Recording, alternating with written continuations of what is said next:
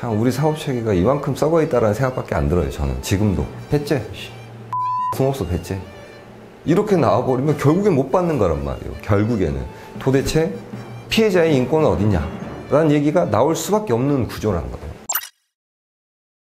안녕하십니까. 저는 천호성 변호사라고 하고 그 유튜브에서 빡친 변호사라는 채널을 운영하고 있습니다. 아니 이게 나라냐 도대체. 근데 이제 그 악법도 법이라는 말이 지금 우리 현대 사회에서 과연 맞는 말이냐 이걸 생각을 해보면은 저는 아닌 것 같아요. 네, 아무리 생각을 해봐도. 현재 유튜브를 이제 시작하시게 된 배경을 우리 사회 이 사법 시스템의 병폐에 대해서 굉장히 직접적으로 경험을 하다 보니까 굉장히 이제 그 고통스러운 순간들이 있었단 말이에요. 그게 이제 사건으로서 얘기를 해보면은 백주대낮에 자기를 고소한 사람을, 그것도 지가 무슨 떳떳한 게 있는 게 아니고 자기가 회사 돈을 횡령해가지고 자기가 회사를 망친 주범인데 그런 놈이 자기를 고소한 피해자를 차로 백주대낮에 죽여버리겠다고 차를 쳤는데도 구속이 안 되는 걸 보면서 이제 제가 거기에서 이제 그 폭발을 한 거예요.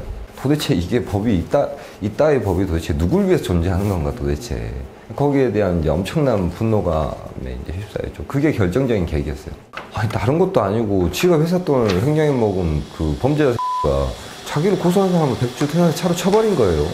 그 영상 고소에 다 찍혀 있었는데 뭐 아무리 지역사회고 상대방 변호사가 정관이고 한다고 하는데 경찰이란 현행범 체포도 안 하고 검찰이란 은 뭐 이게 살인미수나 보복범죄가 아니라 특수상해로 그 영장을 청구를 하고 법원 그 판사 는 그것마저도 영장을 기각시키고 우리 사건에서만 특이하게 이런 일들이 일어난 게 아니란 말이에요. 사실은 굉장히 뭔가 잘못됐다.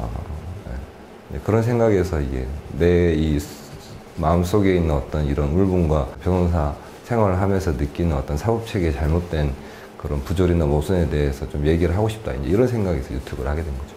강한 어조로 말씀하시고 또 이제 비속어나 이런 것도 좀 섞어가시면서 유튜브 영상을 진행을 하고 계시는데 기본적으로 욕을 좋아하기도 하고 뭐 이제 뭐 크게 한 두 가지 정도인데 제가 기본적으로 욕설에 대해서 저는 조금 보통 사람들이 가지고 있는 생각이랑 좀 달라요.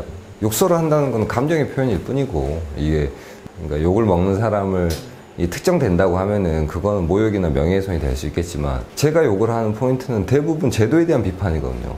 그거를 굉장히 뭐 그 소위 말하는 쌍욕을 섞어서 굉장히 강한 어조로 얘기하는 것 뿐이지 사실 감정의 표현의 일환으로 욕설을 하는 거는 뭐 사실 저는 전혀 문제가 안 된다고 생각하고 다른 포인트가 너가 그래도 변호사인데 너무 이렇게 욕을 강하게 하는 게 아니냐 너무 약간 변호사의 품위 유지 의무도 있고 한데 좀 그런 게 문제가 되는 거 아니냐 이렇게 생각하는 사람들도 있고 실제로 그런 댓글도 달리는데 그거에 대해서는 제가 욕을 하는 게 변호사의 품위를 떨어뜨릴까 과연 정관 변호사들이 어떤 법리랑 논리가 아니라 인맥이랑 커넥션을 이용해가지고 사건의 결론을 뒤바꾸고 그런 일부 변호사들이 이 변호사의 어떤 품위를 떨어뜨리냐 둘 중에 놓고 봤을 때 저는 단연코 그 사람들이라고 생각해요.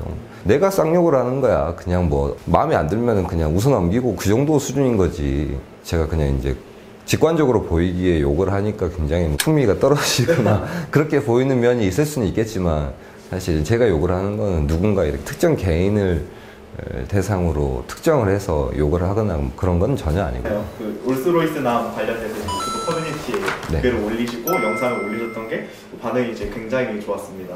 당시에 좀 느낌이 좀 다르셨을 것 같아요. 저는 사실 그걸 그렇게 이게 이슈가 될 거란 생각도 못했고 제가 쓴 글이나 이런 영상들이 조금 이슈가 되고 여러 기사에서 인용되는 걸 보면서 참 우리 사업체계가 이만큼 썩어 있다라는 생각밖에 안 들어요. 저는 지금도 사실 제가 제 커뮤니티에 쓴 글의 내용을 보면은 뭐 별다르게 뭐 별 내용이 없어요. 특별하게 어려운 얘기를 한 것도 아니고 특별하게 대단히 무슨 법리적인 얘기를 한 것도 아니고 아니 상식 중에 상식 아니에요. 그렇죠. 그거를 욕설을 좀 섞어가지고 했던 것 뿐인데 근데도 그렇게 이슈가 됐다는 걸 보면은 참 우리 사업체계가 그만큼 큰 문제가 있다. 좀 반성을 해야 된다. 저는 그렇게 생각해요. 솔직히 말해서. 사법책이 이제 특히 처벌이나 형량과 관련돼서 불만 목소리가 정말 많이 나오고 있고 이제 여러 가지 이유가 있겠지만 가장 큰 책임은 결국엔 국회랑 법원에 있다고 봐야죠. 사기나 횡령배임 같은 금융범죄, 금융사기범죄 같은 거를 보면은 형량이 말도 안 되게 낮아요. 그러니까 너무 그 사기꾼들이 얻는 이익에 비해서 너무 형량이 낮은 거예요.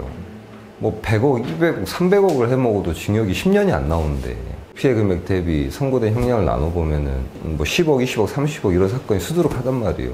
그럼 결국에는 법원에서 형을 선고를 할 때 굉장히 솜방망이 처벌을 한다는 비판에서 피할 수가 없는 거고, 실제로 법정형은 그거가 높기 때문에 실제로 법정형은 사기범죄 같은 경우도 훨씬 더 그 엄하게 처벌할 수 있는 법적인 토대가 마련이 돼 있어요 이미.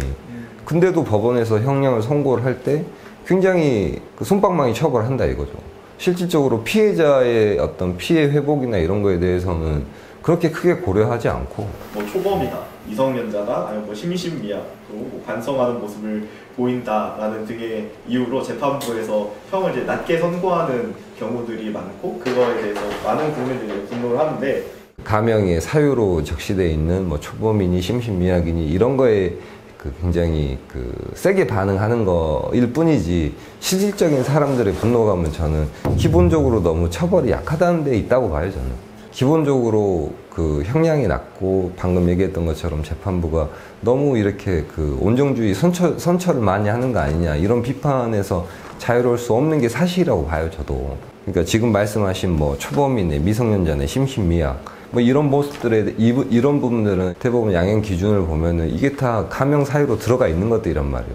사실 하나하나 놓고 보면은 가명의 사유로 이유가 있죠.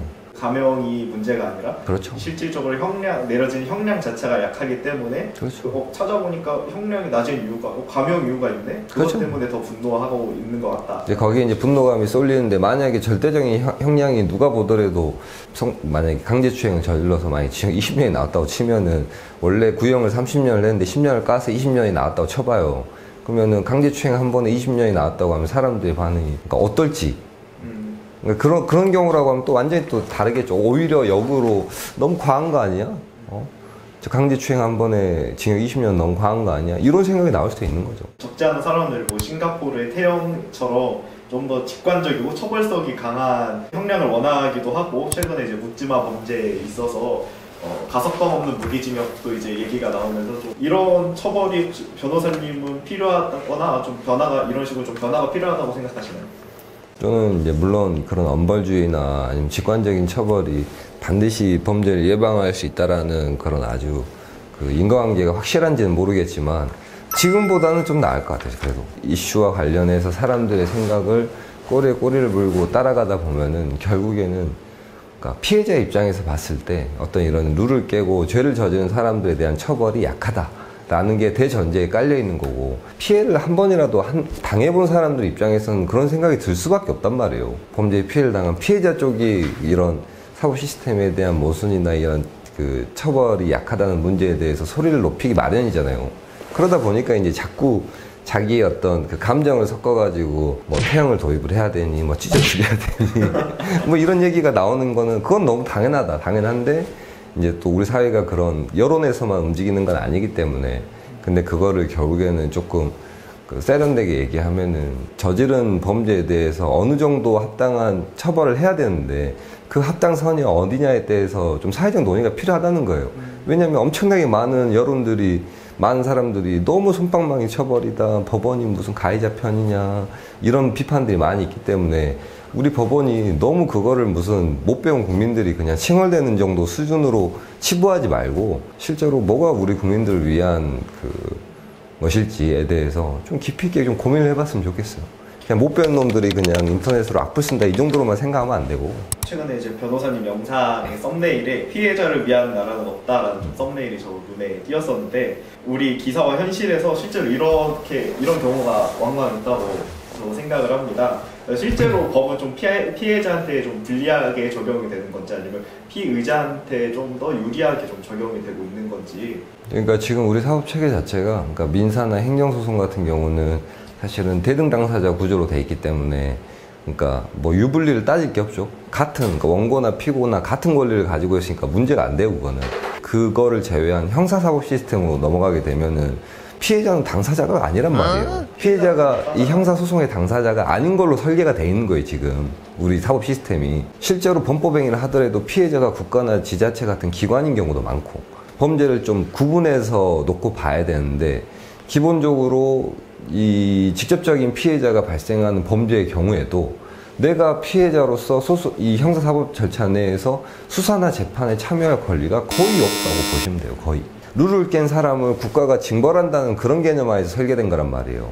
본질적으로 피해자들이 고통스러워하고 불만을 토로하는 지점이 여긴 거예요. 처벌을 하는 건 당연한 거다. 룰을 깼으니까. 아니 미친 갑자기 사람을 죽이거나 뭐 강도를 저지르거나 살인을 저지르거나 우리 사회를 지탱하고 있는 기본적인 룰을 깬 사람들을 처벌하는 건 너무 당연한데 내 피해는 어떻게 할 거야? 내가 생긴 손해를 도대체 어떻게 회복을 해줄 거냐가 훨씬 더 중요한 문제란 말이에요. 피해자한테는. 특히 그게 이제 재산범죄. 대표적으로 사기 같은 범죄를 당하면은 피해를 회복하는 비율이 100원짜리 하나라도 돌려받는 사람이 20, 30%도 안 돼요. 나머지 70, 80%는 100원도 못 돌려받는단 말이에요. 근데 왜 그런 일이 발생을 하느냐? 우리 사법 시스템이 그렇게 설계가 돼 있는 거예요. 사기꾼을 잡아 조지는 데만 관심이 있는 거지, 사기꾼이 그런 범죄로 얻은 수익을 뺏어서 피해자한테 돌려줌으로써 피해를 회복하는 데는 아무 관심이 없다는 거예요. 그래서 아까 얘기했던 것처럼 피해를 당해보면은 도대체 피해자의 인권은 어딨냐? 라는 얘기가 나올 수밖에 없는 구조란 거예요. 그래서 그거는 뭐 과장된 얘기가 아니다. 몇몇 어떤 뭐 언론사나 유튜버나 저 같은 유튜버들이 억울을 끌기 위해서 과장해서 하는 얘기가 아니고 그게 정말 실제 현실이다, 우리 사회에. 그래서 그렇게 이런 범죄에 관련된 언론 기사나 이런데 그렇게 많은 악플들이 쏟아지는 거예요. 판사를 욕하고 검사를 욕하고 경찰을 욕하는 근본적인 이유가 여기에 있는 거예요. 시스템이 그렇게 설계가 돼 있으니까. 형사는 형사대로 가고 민사로 해가지고 우리가 이기면 그 돈 받을 수 있는 거 아니야? 라는 생각을 많은 사람들이 아마 하고 계실 거거든요. 근데 이제 그게 현실에 전혀 맞지 않죠. 왜냐면은 민사소송을 해서 구제를 받는 대원칙은 채무자한테 돈이 있다는 전제예요. 그 많은 시간과 노력을 들이고 비용을 들여가지고 소송을 해서 한 3년, 4년 소송을 해가지고 승소 판결을 받았는데 배째, 소송없어 배째. 이렇게 나와버리면 결국엔 못 받는 거란 말이에요. 결국에는. 그러니까 수사기관에서도 특히 사기범죄나 이런 피해를 당한 피해자들이 제가 지금 어떻게 재산을 숨기고 누구한테 뭐 재산을 증여를 하고 이런 범죄 수익을 가지고 어디 땅을 사놓고 이런 얘기를 해도 그건 우리가 못하니까 민사로 하세요. 이렇게 얘기를 한단 말이에요. 두 개를 그렇게 분리시켜서 제도를 운영하는 게 결국에는 국민들한테 엄청난 피해를 야기시키고 있다. 그 제도라는 건 설계하기 얼마든지 설계하기 나름인 건데 그렇게 완전하게 형사사법체계랑 민사를 책임을 분리시킬 수도 없고 사실은 현실적으로 칼로 문자르듯이 분리시킬 수 있는 게 아니에요. 그런 모호한 부분들에 있어서 국가가 적극적으로 규정을 촘촘하게 규정을 만들고 그 과정에서 실제로 범죄 피해자들의 어떤 재산 회복이나 피해 회복을 위해서 어떻게 제도를 설계할 것이냐가 이게 굉장히 중요한 문제인데 그런 면에서는 굉장히 부족한 게 많죠. AF 판사 얘기가 나오는 거는 법원에서 반성해야 돼요. 돈은 니네들이 찾아. 나한테 하지 말고. 네 피해는 네가 알아서 회복을 해. 우리는 그냥 그 범죄자만 조지고 잡을 테니까. 기본적으로 정보공개법은 정보를 공개하기 위한 법이 아니고 법이라고밖에 보이지 않을 정도로